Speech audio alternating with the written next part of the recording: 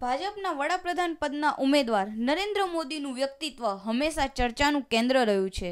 જેમ વ્યક્તિ લોકપ્રિય થાય તેમ તેના જેવી દેખાતી વ્યક્તિ તરત લોકોના ધ્યાનમાં આવી જતી હોય છે। ગોઠવા ગામના એક સાધુ ચર્ચાના કેન્દ્રમાં છે, કારણ છે તેમનો દેખાવ જે અદલ મોદી સાથે મળતો આવે છે।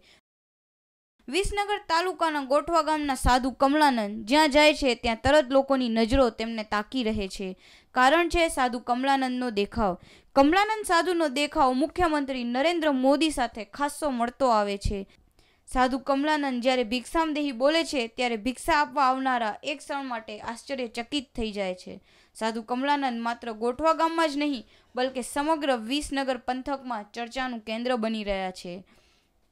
મૂળ ઉત્તર પ્રદેશના વતની સાધુ કમલાનંદને કુદરતે આપેલો ચહેરો મોદીને મળતો આવે છે, જે એક યોગાનો યોગ છે। બીજી એક નવાઈની વાત એ છે કે સાધુ કમલાનંદની બોલવાની શૈલી પણ અદલ નરેન્દ્ર મોદી જેવી છે। કેટલાક લોકો કુતૂહલવશ જોવા માટે પણ સાધુની મુલાકાતે આવે છે।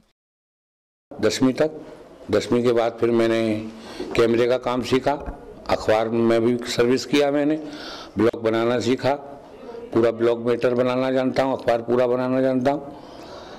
फिर उसके बाद में मेरे माँ बाप एक्सपायर हो गए, घर की परिस्थितियाँ कुछ इस प्रकार की बनी कि मेरे को संसार से अलग होना पड़ा। સાધુ કમલાનંદ સાથે વાત કરતા તેઓએ જણાવ્યું કે ગુજરાતના મુખ્યમંત્રી વોટ માંગે છે અને હું લોટ માંગુ છું। કમલાનંદજીનું કહેવું છે કે મારા અને મોદીજીના ચહેરામાં સામ્યતા સિવાય પણ ઘણી સામ્યતા છે। બીજી સામ્યતા ગણાવતા કહ્યું કે મોદી જનતાની સેવા કરે છે જ્યારે હું ભગવાનની સેવા કરું છું। બંને જ સેવાઓ કરીએ છીએ તે નિસ્વાર્થ ભાવે કરીએ છીએ। मोदी जी वोट मांगते हैं, मैं वोट मांगता हूँ। सच बात यह है कि मोदी जी जनता की सेवा करते हैं, मैं भगवान की सेवा करता हूँ। मैं ये चाहता हूँ कि मोदी जी जिस जैसे देश के लिए क्रियात्मक हैं, अगर ऐसे सारे ही हो जाए और मुझे भी ऐसा मौका मिले तो मैं भी बनने को तैयार हूँ। तो ये बात है कि जितने भी एमएलए प्रदेश के लिए खड़े होते हैं, जितने भी एमपी देश के लिए खड़े होते हैं, वो सब त्याग रूप में अगर खड़े हों और इलेक्शन लड़े तो इस देश का भ्रष्टाचार एक दिन के अंदर खत्म हो सकता है। क्यों कि 10 लाख पहले खर्च करते हैं तब वो 10 करोड़ कमाते हैं, इसलिए उनका घर से बिल्कुल संबंध खत्म। त्याग रूप जैसे कि मोदी जी का त्याग रूप है, इसी प्रकार हर कैंडिडेट का, चाहे वो एमपी हो या एमएलए हो, उसका त्याग रूप होना चाहिए।